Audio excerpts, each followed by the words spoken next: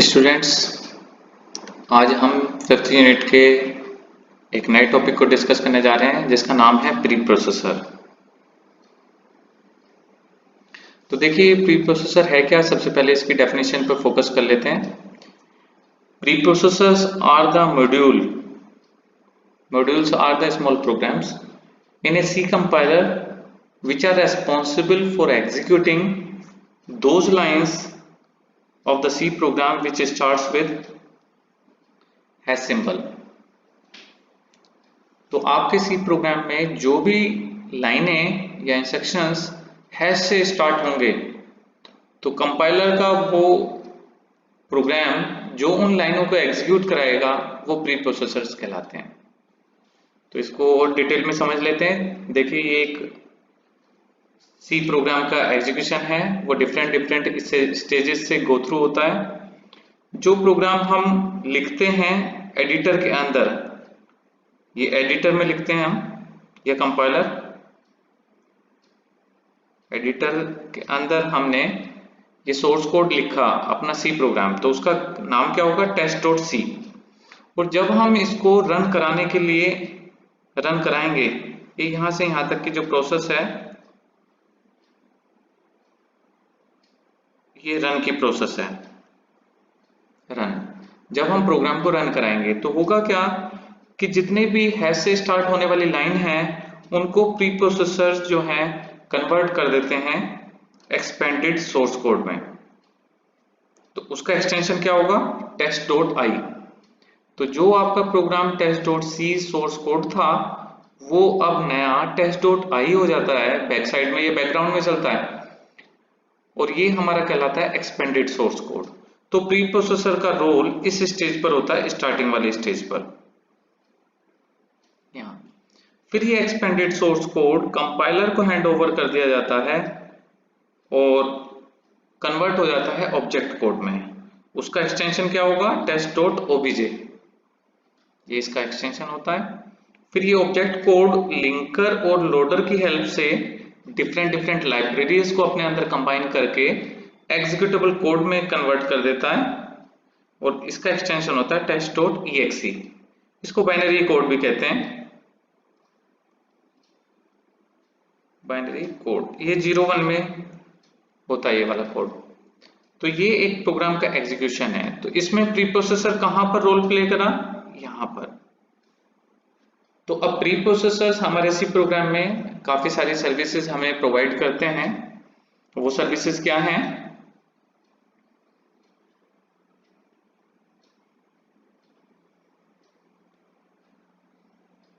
Services of pre processors. पहली services है file inclusion की।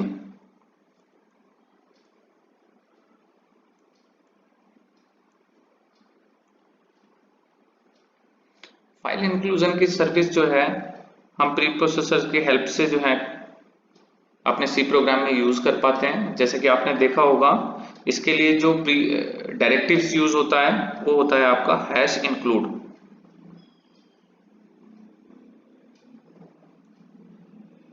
ये जो है ये कहलाता है pre processor directives.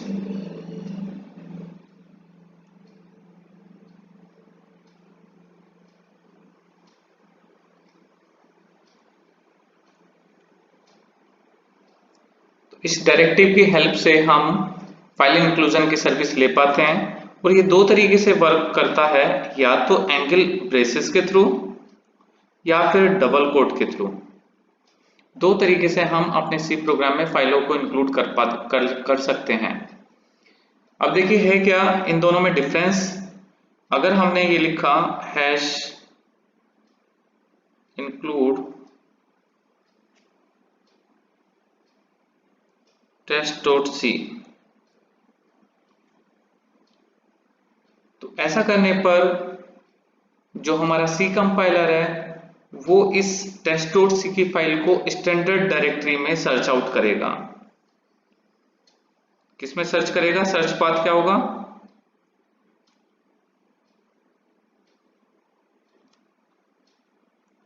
Standard directory.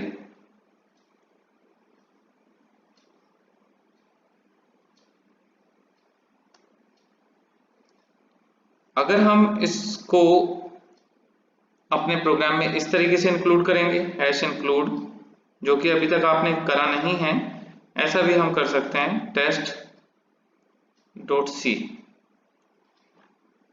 Sorry यहां पर डबल कोट।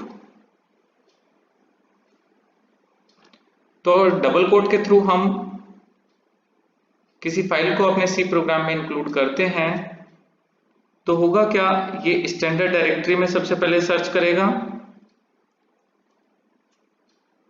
अगर यहां पर फाइल मिलती है तो वेल एंड गुड, नहीं मिलती है तो ये करंट डायरेक्टरी में भी इसको सर्च करेगा। तो ये जो है ये आपका पाथ बड़ा हो जाता है। तो यहां दो जगह ये सर्च करेगा, यहां केवल एक ही जगह सर्च करेगा स्टैंडर्ड डायरेक्टरी में। तो कई बार हमें प्रोग्राम जो है पेन ड्राइव से पिक करना पड़ जाता है, तो ऐसे केस में हम अपनी हेडर फाइलों को या किसी भी सी की फाइलों को डबल कोट के थ्रू ही अपने प्रोग्राम में इंक्लूड करेंगे। ठीक है, ये 2 नंबर में कई बार पूछ लिया जाता है फाइल इंक्लूजन की सर्विस का। तो आपको बताना है कि 2 तरीके से हम फाइलों को इंक्लूड कर सकते हैं, एक तो एंगल ब्रेसेस के थ्रू, दूसरा डबल कोट के थ्रू। दोनों में डिफरेंस क्या है, पहले वाला जो है स्टैंडर्ड डायरेक्टरी में खाली सर्च आउट करता है स्पेसिफाइड फाइल को, दूसरे वाला स्टैंडर्ड डायरेक्टरी के साथ साथ करंट डायरेक्टरी में भी फाइल को सर्च करता है। दूसरी सर्विस है मैक्रो डेफिनेशन की।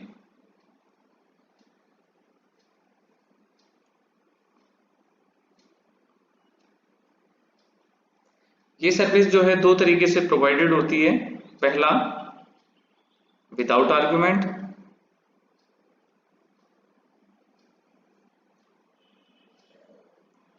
और दूसरा विद आर्गुमेंट।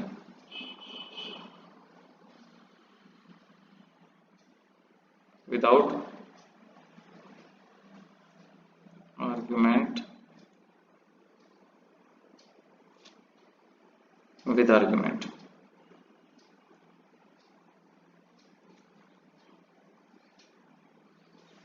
तो देखिए इसमें करेंगे क्या हम, विद आर्गुमेंट आपने कई बार यूज करा होगा या देखा होगा बुक्स के अंदर कि कई बार हमारा ये ऐसे होता है, हैश डिफाइन PI 3.14। तो यहां पर ये जो सर्विस है ये इस pre processor hash define pre processor directives के थ्रू प्रोवाइडेड होती है।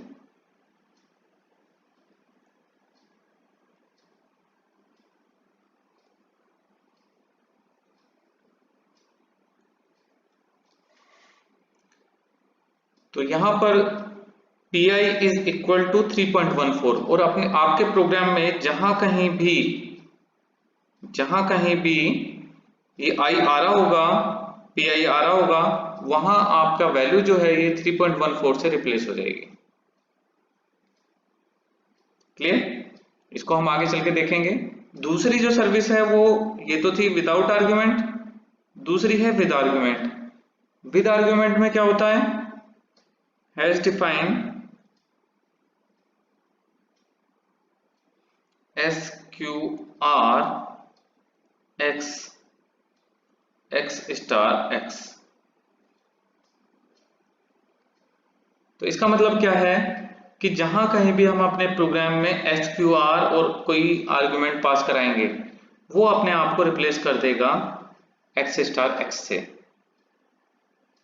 ओके, इस सर्विस को हम प्रोग्राम की हेल्प से देखते हैं। स्टूडेंट, जैसा कि हमने लास्ट क्लास में पढ़ा था प्री प्रोसेसर के बारे में, तो उसकी पहली सर्विस थी फाइल इंक्लूजन की, जो कि हमने यहाँ पर यूज करी है हैश इंक्लूड करके, और दूसरी सर्विस थी उसकी मैक्रो डेफिनेशन की। तो मैक्रो डेफिनेशन जो है हमने डिस्कस करी थी 2 तरीके की होती है, एक तो विदाउट आर्ग्यूमेंट जो कि हमारा ये यूज हुई है, यहाँ पर कोई भी आर्ग्यूमेंट यूज नहीं हुआ है, और दूसरी सर्विस थी विद आर्ग्यूमेंट जो कि हमने यहाँ पर यूज कर लिया है। यहाँ पर जो आर्ग्यूमेंट यूज हुआ है दैट इज x, ऐसा कोई भी आर्ग्यूमेंट यहाँ पर यूज नहीं हुआ है, तो इसलिए ये सर्विस पहले वाली विदाउट आर्गुमेंट, और सेकंड वाली जो है वो है विद आर्गुमेंट्स।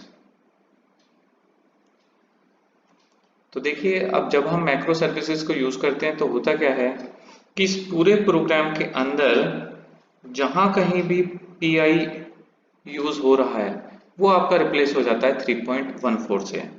तो ये क्या है, अगर इस प्रोग्राम का नाम है स्टार्टिंग में test.c तो ये कन्वर्ट होगा test.i में, और इस कन्वर्जन में क्या होगा कि जहां पीआई है वो आपका पीआई रिप्लेस हो जाएगा 3.14 से, और जहां स्क्वायर है वो आपका यूज हो जाएगा इसके एक्सपेंशन से। एक्सपेंशन का मतलब ब्रैकेट में r इंटू r। तो ये जो ओवरऑल रिप्लेसमेंट के बाद जो कोड हुआ आपका कोड बना वो कहलाता है test.i एक्सपेंडेड सोर्स कोड। ये आपका test.i होता है। तो अब क्या है, ये प्रोग्राम आपका कंपाइलेशन पे जाएगा तो होगा क्या, यहाँ पर फिर आपकी वैल्यूज पुट होंगी 1, r की वैल्यू 1 है, दिस इज 1, 3.14, तो यहाँ पर जो एरिया के अंदर वैल्यू गई दैट इज 3.14, और यही वैल्यू यहाँ पर डिस्प्ले हो जाएगी 3.14। तो इस तरीके से मैक्रो डेफिनेशन जो है वर्क करती है प्रीप्रोसेसर्स के थ्रू। अब थर्ड जो सर्विस है, ये तो दूसरी सर्विस थी, थर्ड सर्विस है आपका कंडीशनल कंपाइलेशन।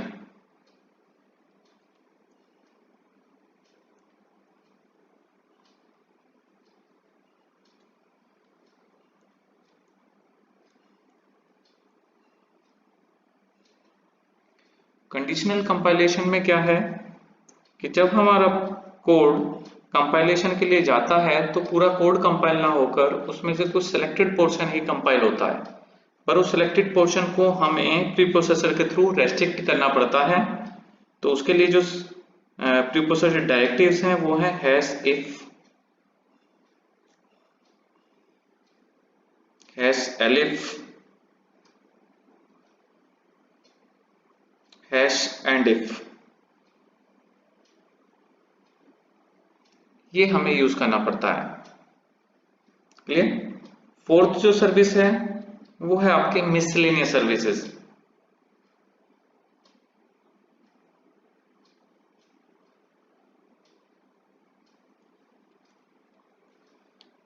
ये बाकी अदर सर्विसेज हैं जो कि प्रीप्रोसेसर के थ्रू प्रोवाइडेड होती हैं, और इसके लिए जो प्रीप्रोसेसर डायरेक्टिव्स अधिकतर यूज होता है वो है #pragma।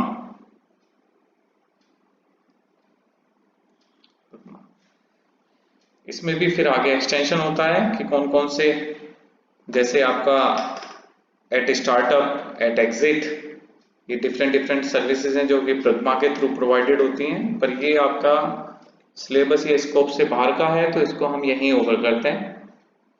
तो ओवरऑल जो क्वेश्चन बनता है प्रीप्रोसेसर के बारे में बनता है कि प्रीप्रोसेसर की कौन कौन सी सर्विसेज हैं, और जनरली जो है फाइल इंक्लूजन और मैक्रो सर्विसेज के बारे में वो कई बार पूछ लेता है। तो ये आपको ध्यान रखना है किस हिसाब से प्रीप्रोसेसर वर्क करता है। ओके।